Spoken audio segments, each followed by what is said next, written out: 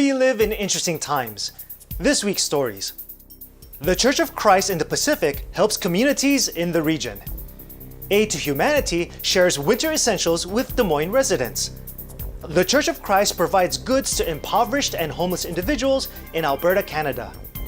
Ice Castles turns Edmonton into a winter wonderland. Plus, Catriona Gray wants to be remembered as a Miss Universe who had advocacy at her core.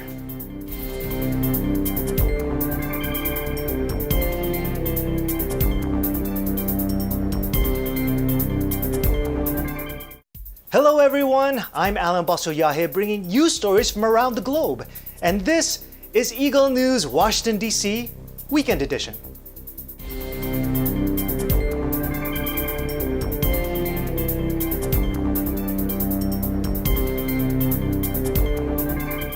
The Church of Christ continues its outreach missions worldwide. Just recently, it sent help to communities in Hawaii, American Samoa, and Palau. Eagle News correspondents Mio Asenas, Felsi Okayan, and Francesca Joy Moran with the details. Did you know, according to a recent study by the U.S. Department of Housing and Urban Development, an annual income of $40,000 for a single person living in Hawaii is now considered very low income? And a family of 4 with an annual income of $93,000 is still considered low income. Such hardship cannot be felt more than here in Waimanalo. Located on the windward side of Oahu, Waimanalo is about a 30-minute drive from downtown Honolulu. It has a population of 10,000, with about half being Native Hawaiian or Pacific Islander. Despite having one of the most popular beaches in the state, Waimanalo is primarily an agricultural community. Waimanalo is a fantastic country town. It's a great place to live and work. Has a small community there that shows a lot of aloha, good people. We all wave to each other and let each other in traffic. Big green mountains there and beaches are close by. It's got a small country feel and has a great sense of community. The boom of tourism in recent years also triggered an increase in the price of real estate and taxes, making it harder for local residents here to make ends meet. Poverty in Hawaii. I've seen quite a bit of that in the small town of Kailua. It's a severe problem, and it's a very difficult thing to pass laws that are going to try and help these people. Sort of a grassroots effort. I know there's different groups that are trying to help them. This is why the Iglesia Ni Cristo, or Church of Christ in Hawaii, and around the world, together with the FYM Foundation, continues to host events such as Aid to Humanity to help fellow citizens in need, especially in areas with high costs of living or low job opportunities. For more on the Global Church's outreach efforts in the South Pacific, here's Felci Orgayan. Thank you, Mio. We spoke with the Church of Christ officials about the recent charity event, and they stressed that every little bit of help counts here in the South Pacific, where resources are always in short of supply. The Church of Christ is doing this event, which is Aid to Humanity, because that is the command of our Almighty God which we are fulfilling. That we will help those who are poor and needy. Even those who experience calamities and also those who have problems when it comes to surviving, we help. Thank you for everything. Reporting from Pango in American Samoa, I am Felsi Okayon for Eagle News, and I am one with 25. The Republic of Palau is located about 1,500 kilometers or 940 miles east of Mindanao Island in the Philippines. Even with a population of just under 22,000 people, and despite the reputable tourism industry, residents and even contract workers in this country continue to experience economic and financial hardships. In response to this dire situation, members of the Iglesia Ni Cristo or Church of Christ in Coro, Palau, recently conducted their outreach event led by Brother Virginio Remilo II, a minister of the gospel who also supervises congregation throughout the Western Pacific. Guests like Balco expresses thanks for receiving some relief goods and encourage other organizations in Palau to follow the INC efforts in helping those in need. I would encourage it even more, and not only Iglesia ni Cristo, but all the churches need to join up forces and do it to alleviate the poverty and the need of Palauan people and the guests around coming into Palau. The poverty in Palau is there's so many people that are not working. The salary is so low, and the tax and the cost of living is just rising on a yearly basis, and the poverty will continue to rise as we go along. So we need some kind of relief. That is why we continue to do acts of kindness to our fellow man, to reach out to them, be able to give them their needs. It may not be much, but then it's just our way of helping out to them. And so this evening we're able to hand out goods and reliefs to them. Reporting from Koror, Palau, together with Mira Arseñas in Hawaii and Felchi Ogayon in American Samoa, I'm Francesca Joy Miron. I'm 1 with 25. Thank you, Mio, Felsi, and Francesca. When we come back, more outreach missions in North America. Eagle News Washington, D.C. Weekend Edition will return shortly.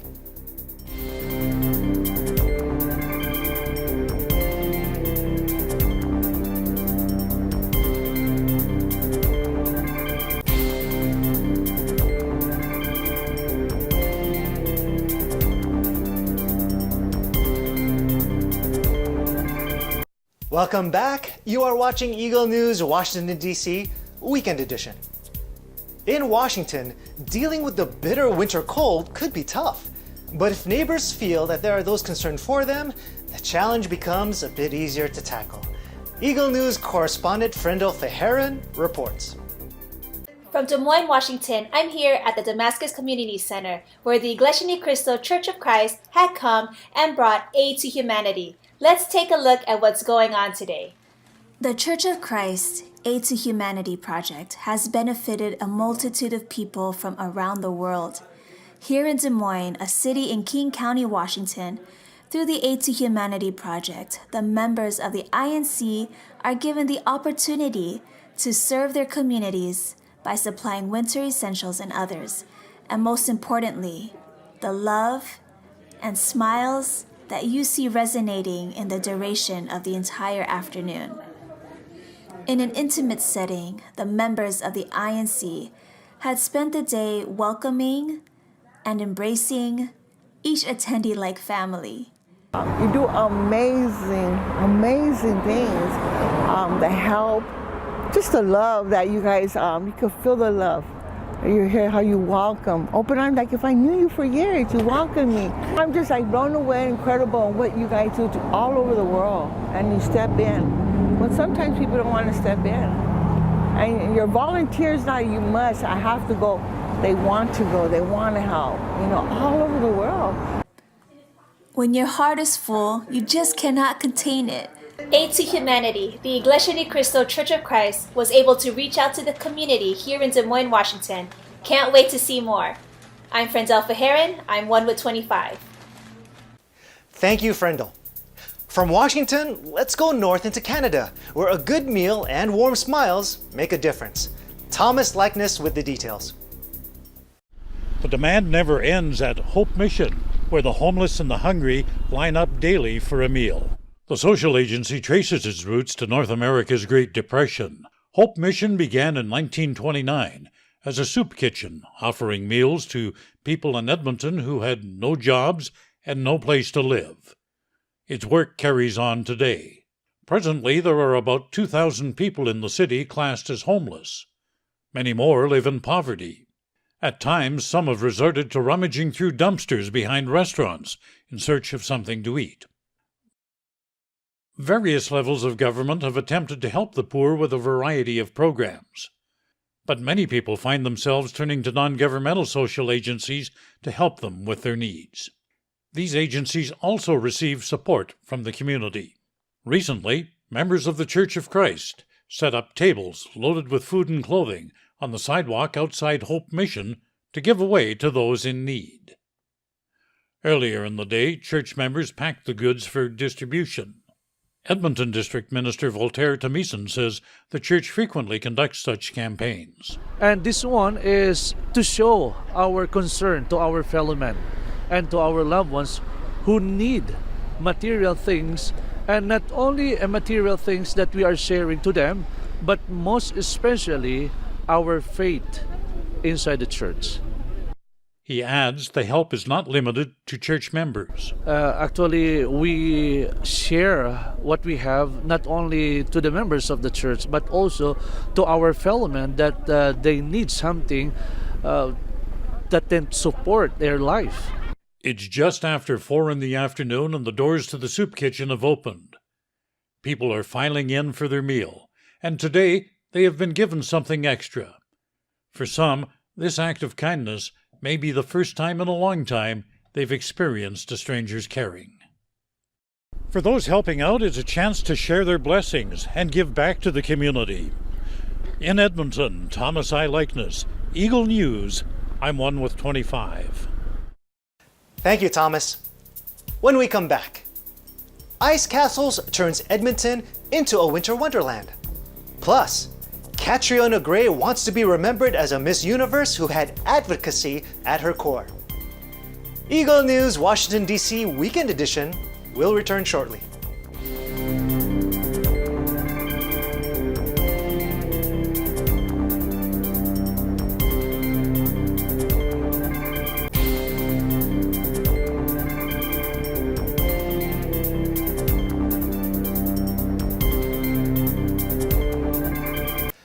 This is Eagle News Washington, D.C. Weekend Edition. I'm Alan Basoyahe.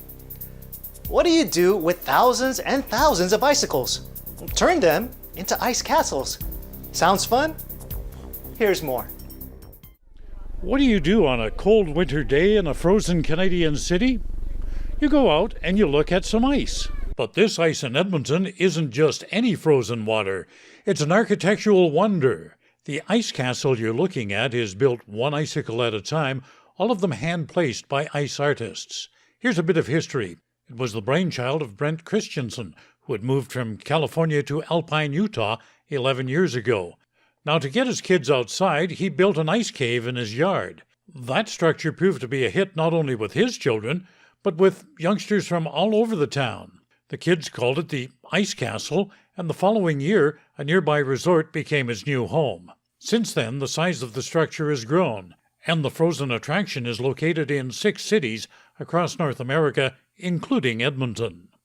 Brandy Burns, assistant event organizer, says the process begins with the icicles. So we grow the icicles individually, icicle by icicle. We start when weather permits in December, typically, before we open, and harvest the icicles and build the castle one by one. She says now it's time to start construction. We remove them from what they're growing on, and then actual artisans build the castle based on training from the person who originally made this patent and design. Burns says the whole process takes several weeks. Well, it's very weather dependent. We had a warm December here in Edmonton, so I think it's usually approximately 4 to 6 weeks, but it's extremely weather dependent. There were some days in December where not a lot of progress happened. The finished structure is a wonder to behold.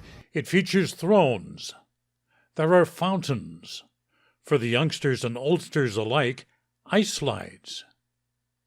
LED-lit sculptures are particularly eye-catching, especially at night. And here is one of the many frozen tunnels that visitors can explore. There's even a fire going to warm up by. But what happens if the weather warms up? Organizer Burns says they take no chances.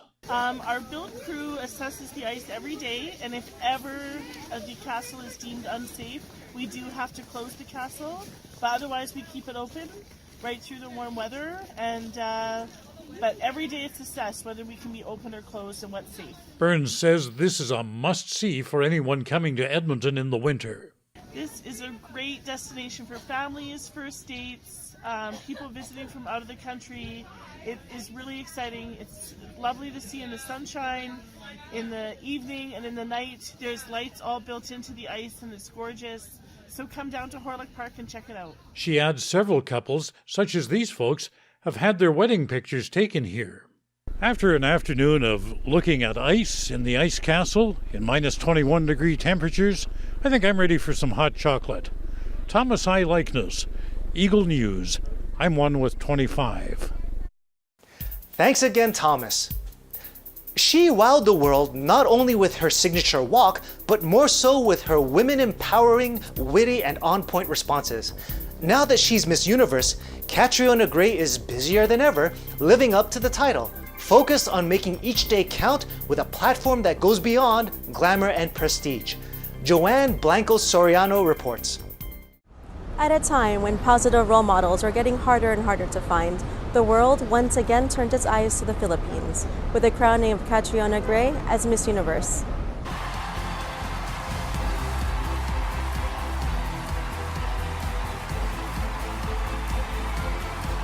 This beauty queen is a fierce advocate for different charities and causes, and plans to use her title to do even more. Now living in New York, Catriona appeared at a meet and greet at the Philippine Consulate in Midtown.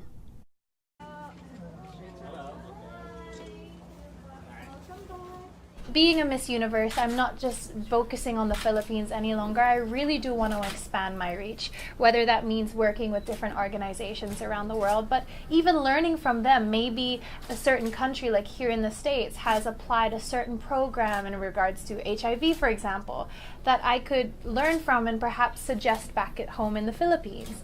You know, I want to have that role as a Miss Universe, and I'm sure this year I will definitely have the opportunity to do so. Thank you. Thank you. Thanks. Joanne Soriano, Eagle Broadcasting. Hi, Joanne. How do you want to be remembered during your reign, and how will you know that you were successful? I want to be remembered as a Miss Universe who really had advocacy at her core, because that's really who I've been for the last 3 years. I'm more than happy to do the events and the photo shoots and the glamorous side, but I want to be remembered for the work that I did for the charities, because that for me, as a human being, not as a title holder, is fulfilling. That's what makes me go to bed at night and feel like I've done something worthwhile. And if I can be successful in raising a certain amount of money or impacting a certain group of people in such a way, then I'll look back on my year and say that I did a good job. Reporting from the Philippine Center in New York, this is Joanne Soriano, 1 with 25. Thanks, Joanne. Well, that is today's Eagle News Washington, D.C. Weekend Edition. Join us again next week for stories from our bureaus across the nation and around the globe. Visit our websites at Eaglenews.PH and EagleNewsLive.com. Like us on Facebook. Follow us on Twitter at twitter.com/EagleNewsPH. Thank you for watching. I'm Alan Basiahe. I'm 1 with 25.